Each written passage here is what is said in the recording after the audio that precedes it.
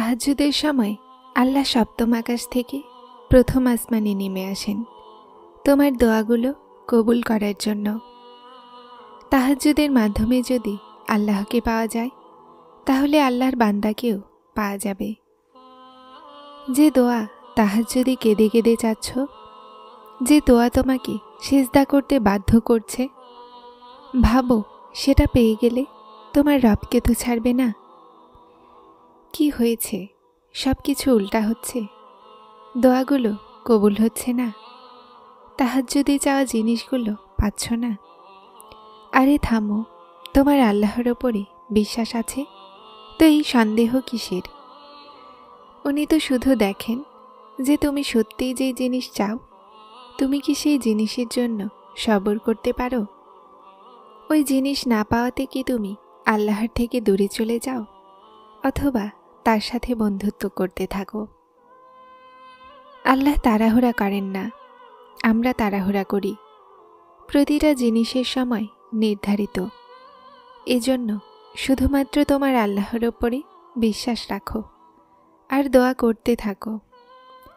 তাহাজ্জুদ আল্লাহকে ভালোবাসার প্রমাণ।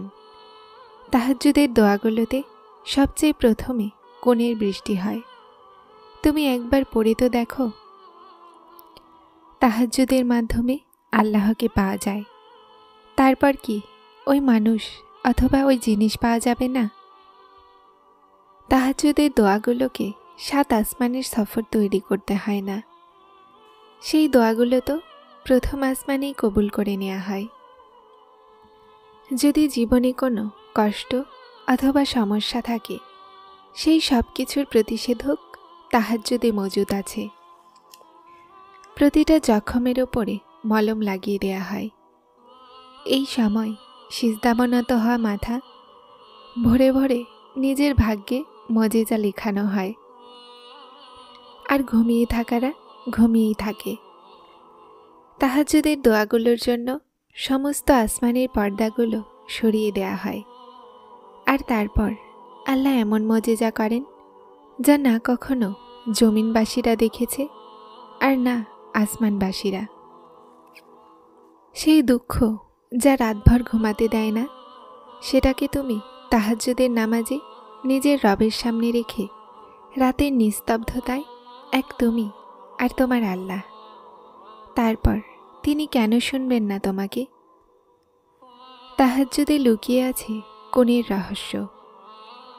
একটু ভাবো, যদি তোমার চাওয়া তোমাকে তাহাজ্জুদের সিজদা পর্যন্ত নিয়ে এসেছে, তাহলে সেটা আল্লাহর কতটা প্রিয় হবে? কখনো ভেবেছ যা তুমি চাও সেটা দিতে আল্লাহ কেন দেরি করছেন? তোমার অস্থিরতা, সিজদাতে গড়িয়ে পড়া অশ্রু, তাহাজ্জুদের দোয়াগুলো এতক্ষণ পর্যন্ত সেই জিনিসকে তোমার কাছে কেন আনতে পারেনি? এই জন্য যে আল্লাহর কাছে সেই জিনিস অনেক প্রিয়, আর তিনি তোমাকে পরীক্ষা করছেন যে তুমি কি সেটার যোগ্য, যে সেই জিনিসের মূল্য বুঝতে পারো। তুমি কি এটার যোগ্য যে আল্লাহর ওই প্রিয় জিনিসের তার মতোই কদর করতে পারো?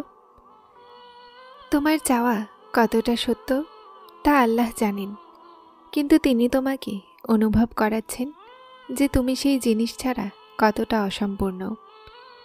আর এভাবেই তিনি তোমাকে নিজের কাছে আনছেন। তাহাজ্জুদের সিজদা কোনো সাধারণ সিজদা নয়। যদি সেই সিজদা পর্যন্ত মঞ্জিল হাসিল করে নিয়েছ, তাহলে জেনে নাও যে এখন মজেজাকে তোমার পর্যন্ত আনা হবে। আর এটাই আল্লাহর ওয়াদা যে পরীক্ষার পরের ফল অবশ্যম্ভাবী। আমার আজও তাহাজ্জুদের সেই প্রথম সিজদা মনে আছে। যে মেয়ে নামাজি কষ্ট করে পড়ত, তাকে তার রব সবার হাতে এতটা ভেঙে দিয়েছে যে সব দিক থেকে এমন লাগত আল্লাহ বলছেন, আছে কেউ তোর আমি ছাড়া? সেই সময় সবর করা খুব কঠিন ছিল, কিন্তু আল্লাহ আমার এই অস্থির হৃদয়কে শান্তি দান করেছেন, আমাকে বিশ্বাস করতে শিখিয়েছেন, আমাকে সবর করতে শিখিয়েছেন। সেই রবই আছেন যিনি কোনো পরিস্থিতিতেই একা ছাড়তে শেখাননি। দুনিয়ার ঠুনকো আশ্রয় এখন সেই মেয়ের প্রয়োজন নেই। আর যার আল্লাহর আশ্রয় নসিব হয়ে যায়, তার আর কি চাই? আল্লাহ আপনার উপরে রাজি আছেন। তাহাজ্জুদে চাওয়া দোয়া কখনো রদ হয় না। তাহাজ্জুদ একটা বিশেষ নামাজ, যেটার জন্য আজান দেয়া হয় না, মানুষ মনের নামাজে ওঠে। আর তুমি কেন ভুলে যাও? আল্লাহ অন্তরে থাকেন। উনি চান তুমি তাকে রাজি করাও। উনি তো তোমার আওয়াজ শোনার জন্য প্রথম আসমানে আসেন। আর তুমি আছো যে এমন সুযোগ ঘুমিয়ে নষ্ট করে দাও। আল্লাহর কাছে যাও, তার কাছে সে সব কিছু আছে যা তুমি চাও। যে দোয়াগুলো কবুল হয় না, সে দোয়াগুলো তাহাজ্জুদে চেয়ে তো দেখো। আর অবশ্যই আল্লাহর সামনে ফরিয়াদ করতে থাকো, তার সামনে মিনতি করো আর চাও। যদি সেই জিনিস তুমি না পাও, তো আল্লাহর ওপরে হতাশ হয়ে না, শুধুমাত্র বিশ্বাস রাখো তার ওপরে যে তিনি তোমার জন্য উত্তম ফায়সালা করবেন। কোনো জিনিসই অসম্ভব নয়। উনি সম্ভবকেও অসম্ভব বানাতে পারেন, আর অসম্ভবকেও সম্ভব, কেননা আল্লাহ সর্ববিষয়ে সর্বশক্তিমান। কাঁদতে কাঁদতে যে পৌঁছালো তাহাজ্জুদ পর্যন্ত, সিজদাতে পড়ে গেল। কান্নার কারণই মনে নেই। এমন মনে হলো আল্লাহ বসে আছেন সাথে। আমি আছি না, কেন হোস তুই চিন্তিত? ভয় পাস না, ভাগ্যের লিখায় তোর এক এক অশ্রুর বদলে সব কিছু বদলে দিব। তুই বলে তো দেখ, তুই মানিয়ে তো দেখ, আমার হয়ে তো দেখ।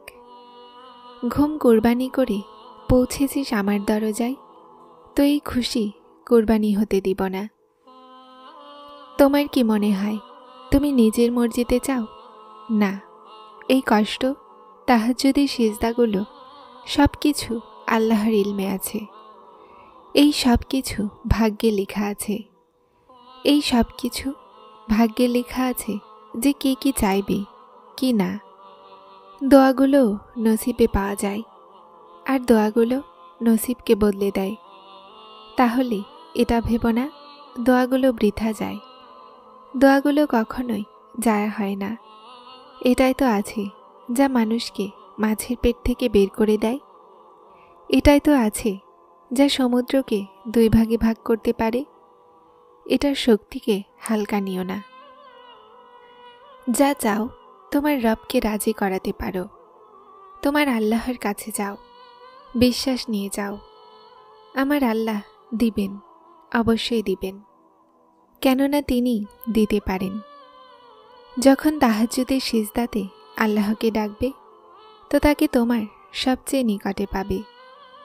রাতের অন্ধকারে যখন তোমার অশ্রু মুছে দেওয়ার কেউ থাকে না, আল্লাহ সেই অশ্রু মুছতে দেখেন। যখন নিজের হাতও তাহাজ্জুদে আল্লাহর সামনে পাতবে, তো সেই হাতগুলোকে কখনোই খালি পাবে না।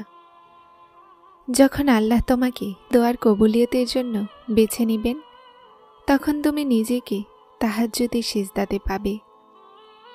তারপর আল্লাহ তোমার অশান্ত হৃদয়ে এমন শান্তি আনবেন যে তুমি অবাক হয়ে যাবে। তোমার কান নয়, কিন্তু মন শুনতে পাবে আল্লাহর আওয়াজ। যেমন তিনি বলছেন, খুব জলদি তুমি ঠিক হয়ে যাবে। তাহাজ্জুদ তো সেই নামাজ যা আল্লাহ তার বান্দাগুলোকে বিশেষ উপহার হিসেবে দিয়েছেন, যেন সেই মাধ্যমে তুমি যা চাও আল্লাহর কাছে চেয়ে নাও। এটা তো আল্লাহর কাছে চাওয়ার নামাজ। এটা সেই নামাজ যখন আল্লাহ প্রথম আসমানে এসে তোমাকে ডাকে যে আছো কেউ আমার কাছে যাওয়ার, যে আমার কাছে চাইবে, আর আমি তার দোয়াগুলো কবুল করব, তার হাজত পূর্ণ করব। আর যখন তার ডাকাতে তুমি তার কাছে কিছু চাইবে, তো আল্লাহ তোমাকে খালি হাতে কিভাবে ফিরাবেন? তাহাজ্জুদের শুধুমাত্র এক সিজদা সমস্ত দুঃখ দূর করে দেয়। যারা চ্যানেলটিতে নতুন এসেছেন তারা সাবস্ক্রাইব করে হেদায়েতের সাথে থাকুন। আসসালামু আলাইকুম।